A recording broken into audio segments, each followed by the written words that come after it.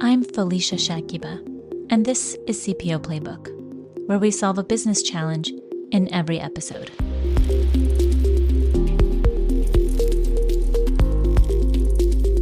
With AI's swift-moving integration, organizations are grappling with the reality that many are falling short. According to Harvard Business Review's Building an AI-Powered Organization, a mere 8% of firms engage in core practices that truly support widespread AI adoption. The root cause of this challenge lies in organizational culture, which determines the speed and direction of progress. And the critical factor in shaping this culture begins at the very top, with the emerging leadership role, the Chief AI Officer. This position is still in the process of definition and evolution. In this episode, we unravel the Chief AI Officer's responsibilities and gain insights into the hurdles this position faces. Our guest today is Matt Lewis, Chief AI Officer at Inizio Medical, a pioneering organization in the realm of life sciences. Matt, it's a pleasure to have you here today. So happy to be here. Thanks so much for having me. Matt, can you provide some context about Inizio Medical and a clear definition of your role as a Chief AI Officer and the team or teams that report into you? That Inizio is a purpose-built communications and consulting firm that works with life sciences organizations to help them commercialize novel science and bring it out to the market. So all the groups that are out there in the ecosystem that have medical science, like the pharmaceutical companies, biotechnology groups, medical device companies, those that are offering digital therapeutics software as a medical device that help to provide solutions to improve the way that people manage their health conditions and improve their lives. We partner with them when they have science coming out of clinical research studies, clinical trials and the like, to determine the value of that science and then ensure that it can be communicated to different stakeholders like doctors and patients and researchers and the government and insurers, other groups, employers, if you will, so that they can make decisions from that information to hopefully improve their lives. The role that I'm in, which is focused on artificial intelligence, is to really help those people that are making the decisions and interpreting the evidence and working with all the science to be able to better understand the information that they're working with so that they can determine what's of interest and what really doesn't matter so that they can work with the other people, the other humans in our environment in a more effective way and really speed time to decision, because there's so much medical science, there's so much new information coming out every day that it can be sometimes challenging to know kind of where the signal is and where the noise is. So AI is one of many tools that can be used to separate out all the wheat from the chaff, if you will, and help people make better decisions. And in terms of the team, our group is about 3,000 people. I work with most of the people actually within and across our organization.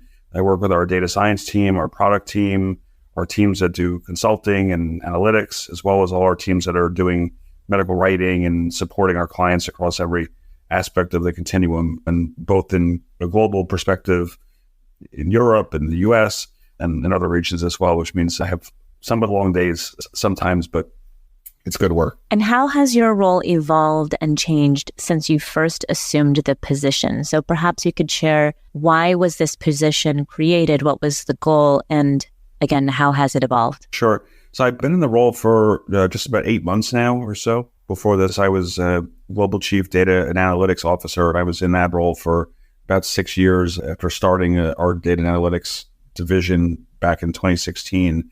And my boss came to me earlier this year and asked me to take on this role as head of AI.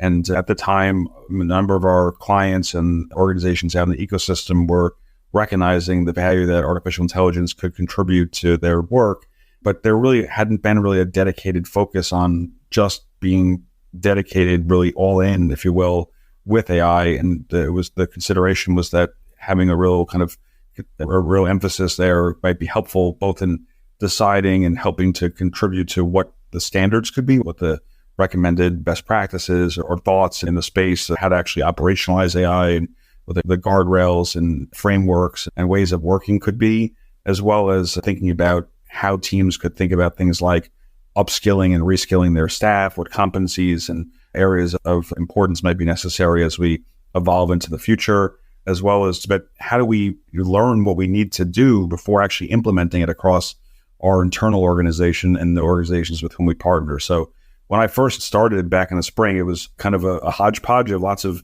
different considerations.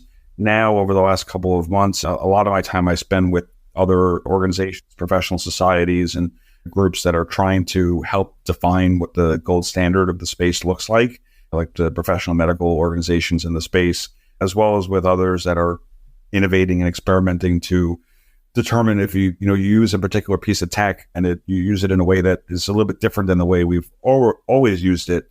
How does it work, and how do we kind of think about the way we work as a resulting kind of aspect of the overall implementation? And that's really important because the way that we think about AI is around something we call augmented intelligence, which is AI only works when the humans that are working alongside it are able to make better decisions, or they think in a more helpful way. It enhances their ability to operate. So it's not meant to kind of replace people or to shift people aside, take their jobs, so to speak, but rather to kind of allow us to be more effective and more engaging and more helpful in the work that we do. So if people react in a way that is not the way you expect, then that's something that we can learn from. And that a lot of my work is around just helping to explicate or make people aware of what they're learning so that we can grow from that and hopefully contribute more helpfully to the environment, if you will.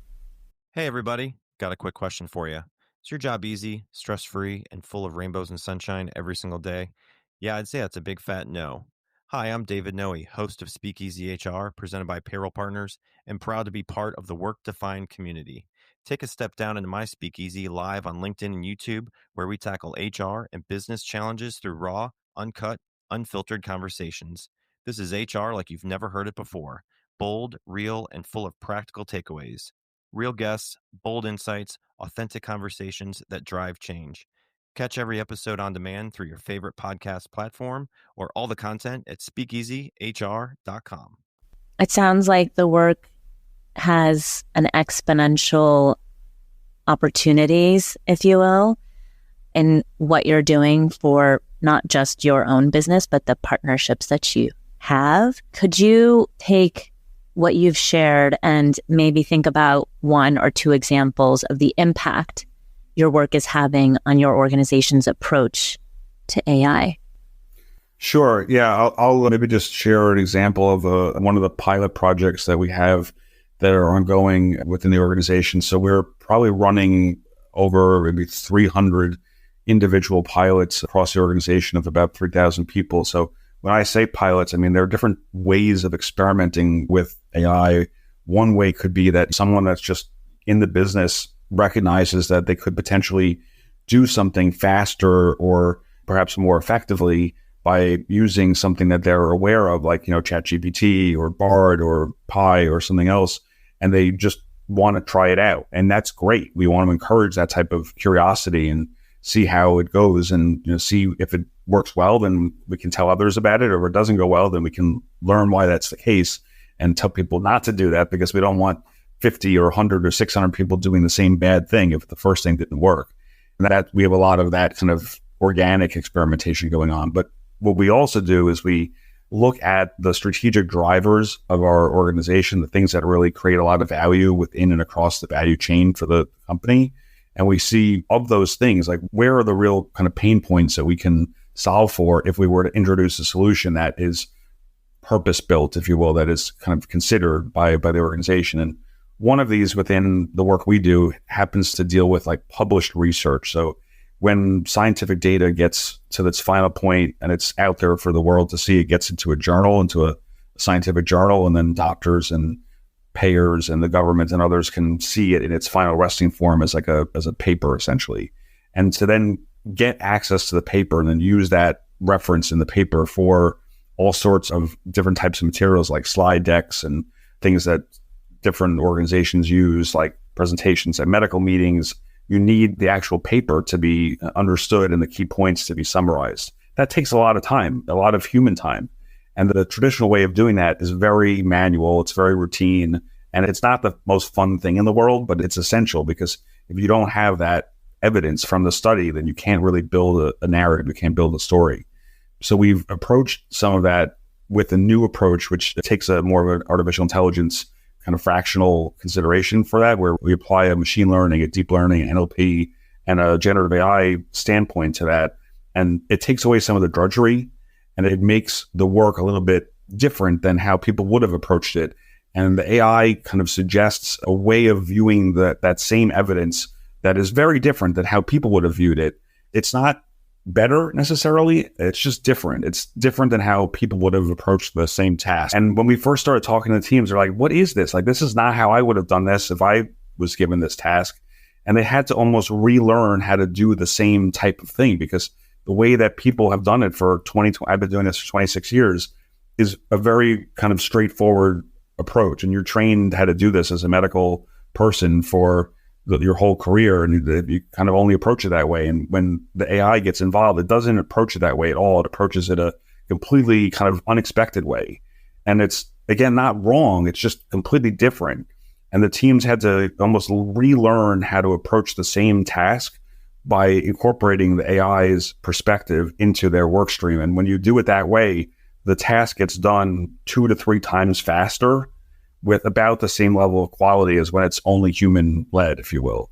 And it's really this kind of like opening up your mindset, opening up your kind of consideration as to what's possible, to not think that the only way to do it is the way you've only ever done it, but to also think of other possible considerations, other paths of possibility, other kind of adjacencies.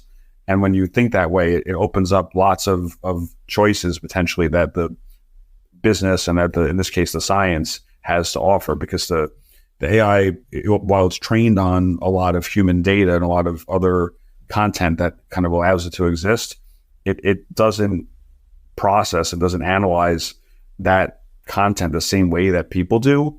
And as a result, it comes up with suggestions and recommendations and offers ways to progress forward that are often quite different than what we expect.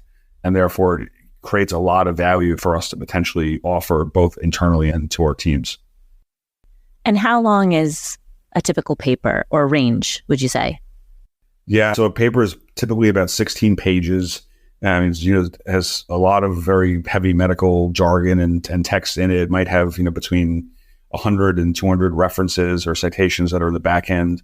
And within the type of work that we do, where we're taking a lot of those types of papers and putting them into final formats like slides or other deliverables that teams utilize, you might see a lot of those types of things included as part of the actual asset that someone engages with. So the teams are very to the work, day in, day out. They're used to it and expect it to be done a certain way. So when they see it done in this kind of new fashion, if you will, it almost does feel wrong. It doesn't feel like it can possibly be done any other way than it's the way it's only ever been done. So a lot of our training, a lot of our kind of skill development or competency development is on what might be called like lateral thinking, or an aspect of systems thinking.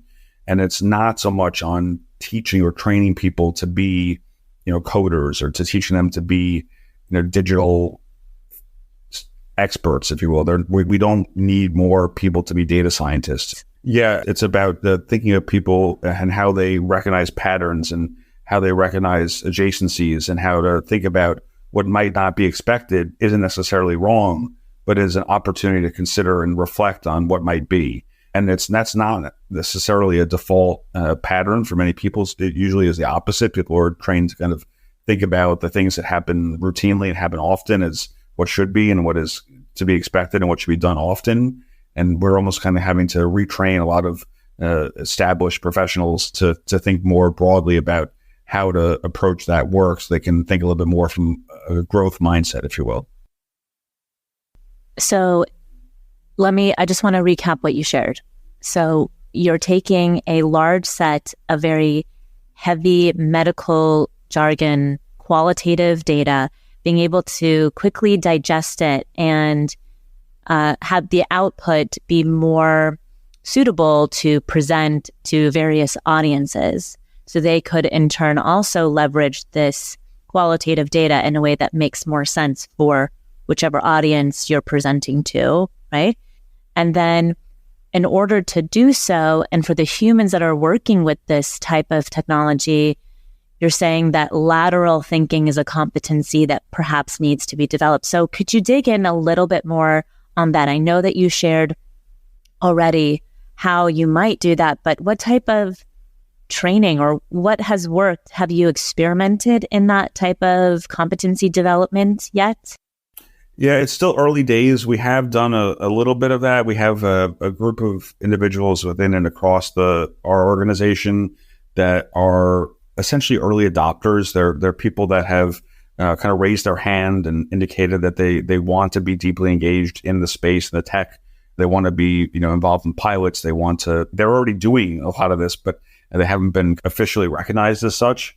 And we've kind of just raised them up from within the groups that they sit and designated them as champions, really, as early adopters, so that they can participate in pilot projects, get involved in trainings, get involved in some of the early content that we're building to see if it passes the test, so to speak. It really kind of rings true for them and their audiences. And because we are a global company, we have people that are on the West Coast, and they have a different expectation where they are geographically. There are people that are here in New York, where I am. There are people that are in the United Kingdom. We have people in the Asia Pac region. And it's important that we kind of reflect both the geographic and cultural differences across the organization. So this champions group is made up of people that are representing different cultures and different regions, different time zones, and they serve different client organizations as well. So that hopefully some of that comes into the mix as we're helping them go through it. We've tried to kind of think about this initial bolus of training as more of a catalyst to help us think about what might be needed when we actually have to go out and train the full organization in 24 or in the later years to follow, rather than how can we really effectively train this smaller group now and then just be done with it, as it were. That's really not our thinking. It's more just how do we learn from them to think about what will really be our remit moving into the outer years. And so there's definitely a content piece of that in terms of what are the things and the competencies that they need to learn. We've done a bit of a needs assessment and understanding from a role and a task perspective, what are the things that would be helpful for them to up level and kind of think about developing further as they progress further in their maturity curves and kind of build some of that into their roles.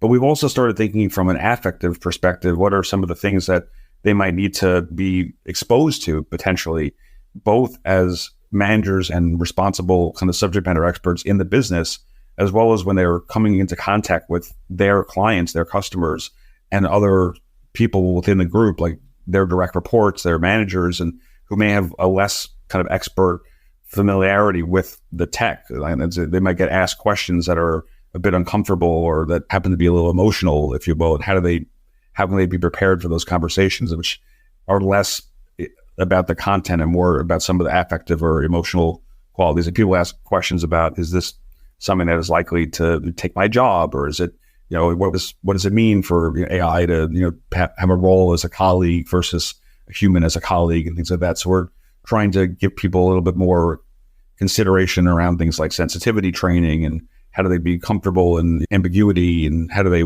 work through situations where it's not as much just what they know, but kind of how do they express in a situation that is highly variable as it's still kind of progressing forward. So the bigger picture around the strategic enablement and training and all the rest definitely has a competency core to it, but we're also making sure that it has a cognitive piece, but is also complemented by an affective component. That's interesting. I think that there's so much to do around the soft skills and understanding how to work with AI technology in that realm.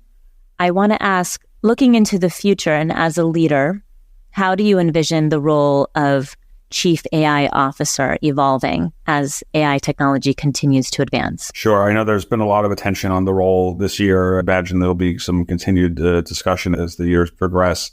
I've seen my own role kind of evolve over the last 8 months somewhat significantly. Both when I first started talking to folks about what I did back in the spring, I had maybe 2 or 3 work streams around education, internal and external. I had this experimentation work stream, and then a bit around actually building generative models, deploying them in the field that is in cloud environments, so that folks could understand how their local environment could be influenced by something that was bespoke to them. And then as the summer progressed and the fall took on, it started growing. And now I have 5 or maybe 6 work streams. It's getting more complex, but also hopefully having more of an impact on the enterprise.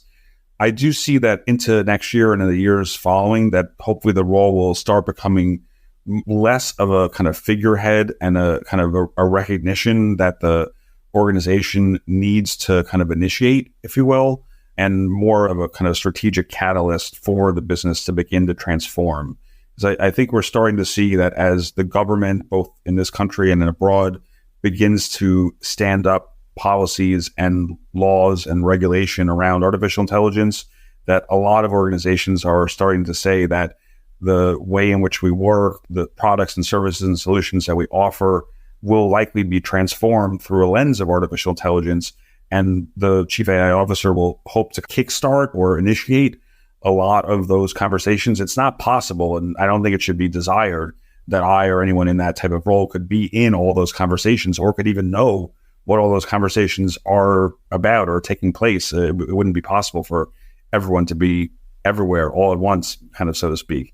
But I think if the role can evolve into being a thought starter and someone that helps to initiate what's possible, then I think it'll be really useful for the enterprises and entities that are so aligned. Awesome. And Matt, how do you create a successful project within the business? How do you pilot that? Yeah, it's a great question. And I think I actually had a post on this on LinkedIn just maybe yesterday, where I suggested that a lot of people are kind of throwing generative AI at all the wrong things, which, is kind of like a natural consideration for many people to do because it's out there and it's robust and it's sexy and it's, oh, cool, I have this neat technology. Let me see how it works on X. But in the enterprise and in a large organization or any organization, that's probably not the best thing to do, because using generative AI on anything, there's an opportunity cost of your time, first of all, of doing something else.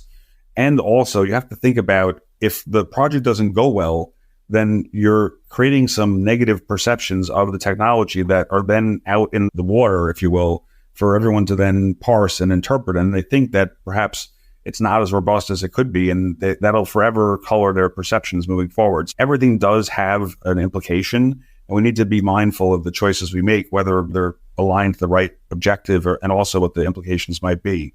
It's in our environment, and the one that we support, it's a very pragmatic consideration. Everything is starting with the outcomes at the forefront, so really kind of beginning with the end in mind. We start by thinking about what are the KPIs or the strategic imperatives that the organization is looking to accomplish first. If you can't quickly describe why this matters to the business, and that could be different for every company. It could be that they really want to improve efficiency. They want to improve productivity.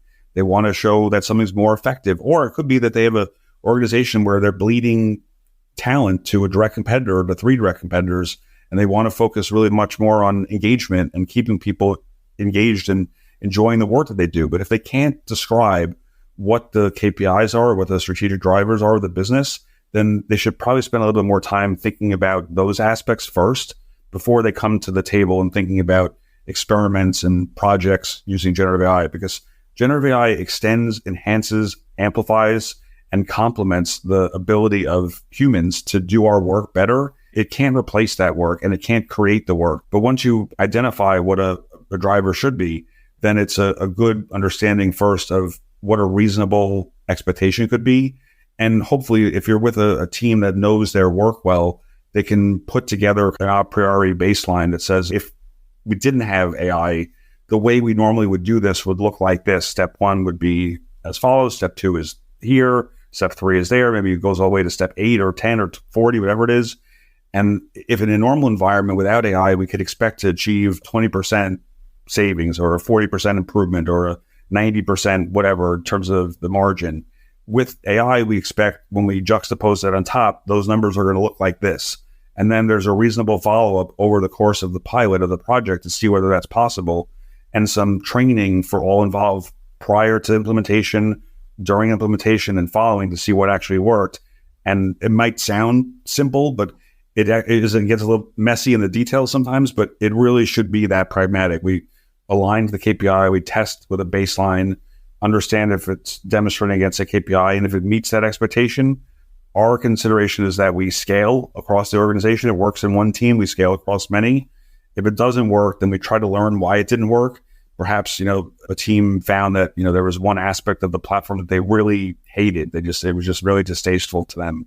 And they, only used a small fraction of what was possible. They didn't use the whole thing. And then as a result, the pilot didn't work. So we had to go back to the drawing board and kind of figure out how to make it work for everyone. Or maybe it just actually didn't work. A lot of these things sell, a great story, but when it comes time to implement them, they fall flat in the real world. So we end up deprecating those and killing them. But I think it's adding and exercising a measure of discipline that is on top of some good business sense and then seeing kind of what works. Absolutely. I agree. Matt, I think we have certainly started a conversation that will have to continue. And I'm excited to see how your role evolves over the next few months. Thank you so much for being here. If today's episode captured your interest, please consider sharing it with a friend or visit cpoplaybook.com to read the episode or learn more about leadership and talent management. We greatly appreciate your rating, review, and support as a subscriber. I'm Felicia Shakiba. See you next Wednesday, and thanks for listening.